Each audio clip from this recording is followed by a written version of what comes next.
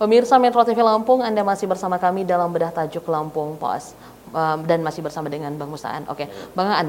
Jadi memang dana pemulihan ekonomi nasional ini sangat dibutuhkan ketika Indonesia juga dilanda pandemi COVID-19 ya, karena semua harus berjalan, bantuan juga harus berjalan. Tapi saat ini telah mengidentifikasi penyimpangan dan pemulihan dari dana pemulihan ekonomi tersebut gitu ya.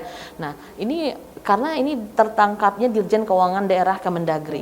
Berarti tidak menutup kemungkinan dong di Lampung juga akan terjadi hal seperti ini. Seperti apa Bang Aan? Ya, itu. Jadi kalau boleh kita urut dari awal penangkapan itu ya. Jadi Dirjen Bina Keuangan Daerah di Kemendagri itu diduga telah menerima sogokan untuk pengucuran dana PEN di Sulawesi gitu ya. Sulawesi itu tahun 2020. Memang di tahun 2020 itu yang terbesar dana PEN dikucurkan, sekitar 800-an gitu. Nah, artinya itu memang tidak menutup kemungkinan di daerah lain ya. Saya tidak menyebut Lampung ada atau tidak, cuman di daerah lain ada kemungkinan. Kemungkinan memang salah satunya di Lampung gitu kan. Nah, artinya gini, artinya memang semua harus berjalan. Jadi alangkah begitu banyak dari dana PEN ini muncul bantuan sosial ya, non tunai, kemudian ada lagi bantuan pekerja, kemudian ada lagi misalnya bantuan yang juga dikerahkan oleh pemerintah daerah gitu untuk masyarakat yang benar-benar pada saat itu membutuhkan, tidak bisa keluar, tidak bisa belanja mungkin karena pasar juga di lockdown segala macam.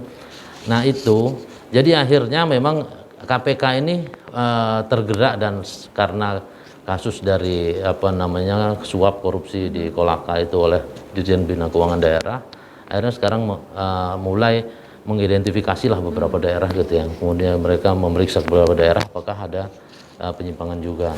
Mudah-mudahan di Lampung enggak gitu ya. Nah tapi memang ternyata ada tambahan lagi ternyata dari identifikasi KPK itu perhitungan BPK dengan pernyataan pemerintah tentang dana PEN di 2020 itu ada selisih sekitar 147 miliar gitu loh. Yang satu BPK menemukan bahwa dana PEN itu 800-an, ternyata pemerintah menyebut bahwa hanya 600-an atau 700-an gitu. Nah akhirnya dari sinilah muncul kecurigaan dari BPK, kemudian mungkin melapor KPK akhirnya mengawasi ketat seluruh penggunaan dana PEN. Apalagi di 2022 ini, di awal tahun ini kasus meningkat, juga meningkat kan ya, meningkat. Sekarang sudah ada kenaikannya sampai 87, yang meninggalnya sampai 87 gitu ya, kenaikannya 100 sekian gitu kenaikan kasus COVID-19 ini.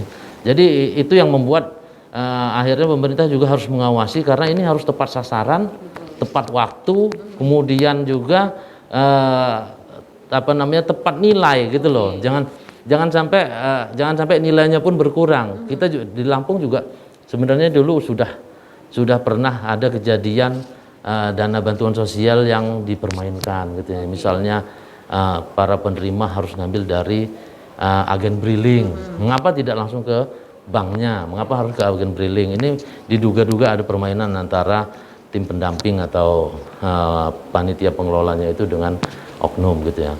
Kemudian ada juga misalnya pernah ditemukan misalnya yang dibagikan ternyata daging tidak layak makan, tidak layak konsumsi kan gitu ya.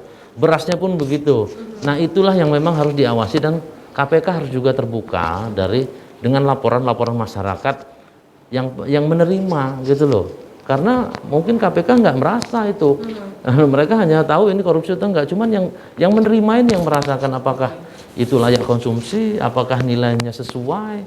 Nah maka dari itu memang semua harus bergerak untuk saling mengawasi pengucuran dana PEN itu. Gitu. Mengawasi. Tapi seperti apa sebenarnya dari pengucuran dana PEN ini? Transparansinya itu seperti apa? Nah itu lagi-lagi transparansi. Transparansi ini sejak reformasi pemerintah kita sudah menggulirkan transparansi ya, transparansi anggaran, good governance segala macam gitu. Nah tapi memang mungkin ada beberapa daerah atau instansi yang kurang terbuka dengan itu ya. Padahal sudah disebutkan kita punya komisi komisi informasi itu untuk keterbukaan informasi, ombudsman untuk jalannya pemerintah supaya baik dan mau pelayanan gitu. Nah, dari kedua lembaga ini juga sebenarnya harus berperan itu gitu untuk membuka, ayo dong transparan untuk penggunaan ini gitu. Bila perlu kan. Bahkan di PMD itu kemarin ada kunjungan Lampung Pos ke Dinas Pemerintahan Desa Lampung. Ternyata sekarang kampung pun sudah mulai transparan. Jadi di kampung itu mereka buat web kampung segala macam, di sana juga terpampang tentang nilai dan penggunaan anggaran pendapatan dan belanja desa, APBDes atau APBD KAM gitu, atau APBD Tiuh gitu. Itu di sana sangat jelas apa mau digunakan untuk apa, tapi itu memang baru belum sampai 5% desa yang seperti itu. Jadi artinya mau ke sana. Nah, harusnya diberi contoh juga oleh pemerintah provinsi, pemerintah kabupaten kota, bahkan pemerintahan pusat juga harus mencontoh itu untuk benar-benar transparan dengan penggunaan anggaran dari masyarakat itu. Oke, itu berarti bisa dibilang sekarang belum maksimal secara transparan itu dari pemerintah pusat, daerah ataupun provinsi, Bang. Iya, betul. Artinya juga mereka harus punya komitmen untuk transparan dong gitu ya. Sementara hari ini gitu bukan rahasia umum bahwa APBD, APBN itu hanya orang-orang tertentu yang bisa mengaksesnya gitu ya. Yang bisa mengaksesnya, apalagi harus melihatnya gitu. Kita mengaksesnya aja sulit gitu. Boleh melihatnya itu hanya beberapa orang yang bisa mengaksesnya. Dari situlah kita buktikan bahwa pemerintah transparan atau tidak itu dimulai dari dana dan pengelolaan dana publik. APBN itu dana masyarakat loh, gitu loh. Artinya masyarakat iuran pajak segala macam, terus mengikhlaskan sumber daya alam dikelola pemerintah, milik yang dikelola pemerintah, itu kan dana rakyat. Dana rakyat itu harus transparan untuk dibuka. Gitu. Oke, itu berarti kita berharap memang dari pusat maupun ke daerah tetap transparan ya masalah penggunaan dana ini. Oke, yang terakhir Bang Aan, gimana solusinya? Bagaimana agar dana ini bisa tersalurkan dengan tepat, tidak ada penyimpangan atau korupsi, Bang Aan? Artinya memang pemerintah harus menggunakan sumber dayanya yang benar-benar berintegritas ya, mulai dari pamong desa, kemudian sampai ke RT, kemudian di kabupatennya juga.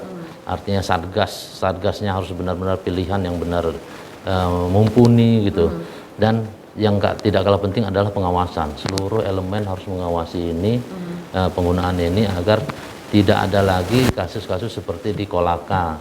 Bahkan ini menjadikan Direktur Jenderal Eselon 2, Eselon 1 di Kementerian Dirjen Bina Keuangan Daerah yang langsung bersentuhan dengan uang daerah itu gitu. Jangan sampai ini harus ada pengawasan.